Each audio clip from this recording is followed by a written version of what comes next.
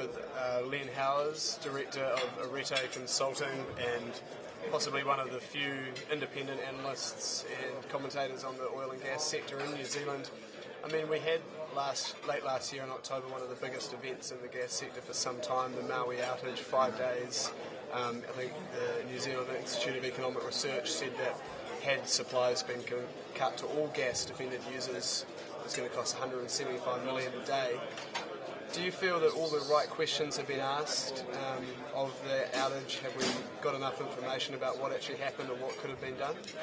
That's a good point, and I think the same sort of study that talks about a $200 million total loss from the incident, and I think questions are being asked, but I don't think they're being answered at the moment. I think you heard some of that this morning.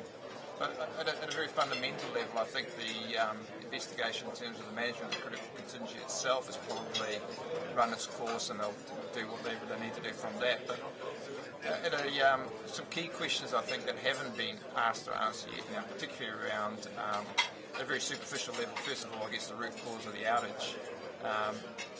In terms of whether the operator acted in a reasonable, prudent way in terms of management of the asset, also particularly in terms of the way they actually got the system back up. The economic losses sustained by that repair, could it have been done another way? But so that's a very superficial level. But I think leading on from that, there are a number of other questions related to where else in the network are we vulnerable for these type of events?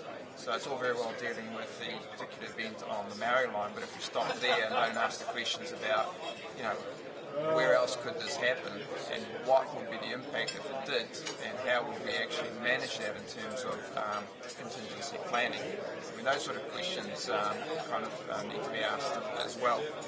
And I think leading on from that, I think there's maybe been a bit of a realisation that maybe gas transmission is a bit more important than people might have assumed, particularly in terms of, is this a key piece of infrastructure for New Zealand or not? I mean, we manage key infrastructure, particularly related to electricity, for example. There's expected standards of performance for the transparent grid operator.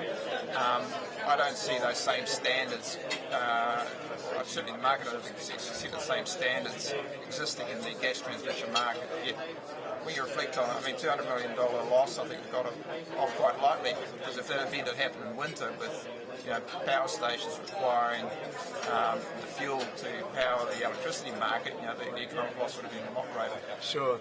So a lot of questions to be... I think so, and as I say, and the disappointing aspect, I suppose, and I was alluding to this morning, is the reluctance of the industry to open itself up for investigation so we can actually learn from it. Okay. Moving up the pipeline up into Auckland, we have issues at the moment with a pipeline where certain people at the consumer end are complaining about a lack of competitive bids when they go to market, or a lack of competitive offers when they go to market. You work with the major gas users group representing some of those consumers. Can you talk about some of the main concerns that you have around this issue? I think these are concerns not just shared by major gas users that we represent, but any sort of large industrial user with a time of use meter. Is there the ability to attract competitive bids in a market where effectively the supply of gas is being controlled by the shipper? So if you're a retailer looking to sell gas but don't have capacity on that line, you're effectively excluded from the bid. And I think we've had certainly anecdotal evidence and also evidence that came out through the investigation of GIC. That's exactly what's happening. So people aren't able to actually get the lowest bid because capacity is not being released. And I guess the irony is that people swapping retailers doesn't fundamentally alter the physical capacity requirements of that line. It's simply as a commercial transaction, but they're artificially being held back in terms of their ability to get competitive bids on that line. And the GICs have tried to address that through their gas bridge commitments, which effectively was negotiated with industry. I don't think the gas bridge commitments actually have improved what was fundamentally flawed in the first place. I think it's a compromise solution that was achieved, but from a market perspective, I don't think it's made any difference to the competitive aspects of supply and in the Auckland market, or in the whole northern market, really. Sure. So some regulatory issues as well as physical ones there. Yeah, I mean, the gas industry did propose some rules, which would have required retailers to release capacity if a end user chose to swap suppliers, but it was heavily resisted by the shippers for all sorts of reasons, and eventually, as I say, they ended up with a compromise solution, which looks good on paper but doesn't appear to be functioning at all. Sure. People have, the few bids that have actually been in the market, not sufficient capacity is being released in the first instance.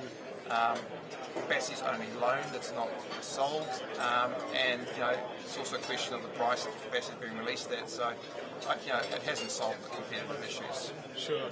Okay. I mean, this morning we heard the Energy Minister Phil Heatley talking about the government's energy strategy and energy efficiency strategies, and he went into their work that they're doing to try and promote oil and gas exploration in New Zealand. Do you think there's been enough of an onus put on gas? Is there more work that needs to be required in terms of promoting gas in New Zealand and the benefits that could be there? I think so, and I guess it's kind of surprised me how gas has kind of slipped off the radar in terms of our energy mix in New Zealand. As I said this morning, I think if you effectively look at it, gas is our second largest primary energy source in this country. It has a lot of advantages over alternative resources, particularly coal. It also has the ability to replace oil, if sufficient quantities are found, by effectively turning gas into transport fuels. It drives a large part of our economic sector, particularly our export sector. Unlike other jurisdictions, if our domestic gas runs out, there's no ability currently to import. There's no pipeline access, there's no LNG regasification terminals, and I think the focus on oil and treating gas as a byproduct of exploration is a mistake from the government's point of view, particularly in terms of its whole agenda around the economy, in terms of greenhouse emissions, in terms of reduced dependency on oil imports, the overall economic well-being of this country, and a whole range of factors. I think, we heard it with the MED speaker this afternoon in terms of discussing scenarios. I mean, their preferred scenario, at least, without sort of diving to see what else they found, was that for any large gas find to be sold overseas as LNG, rather than looking at the potential domestic opportunities that exist for gas and what it can do for the New Zealand economy. So, this lack of importance placed on a piece of our energy mix flows through to a whole range of issues, not the least of which is the way the gas market is being managed or run in New Zealand. So I think the issues that we're seeing now through GIC in terms of market issues are basically a reflection of the government's laissez-faire approach to gas in New Zealand. So a greater vision needed. I think it's a greater vision. I think it's a greater opportunity, and I think maybe that's what needs to be highlighted in the corridors of power, if you like.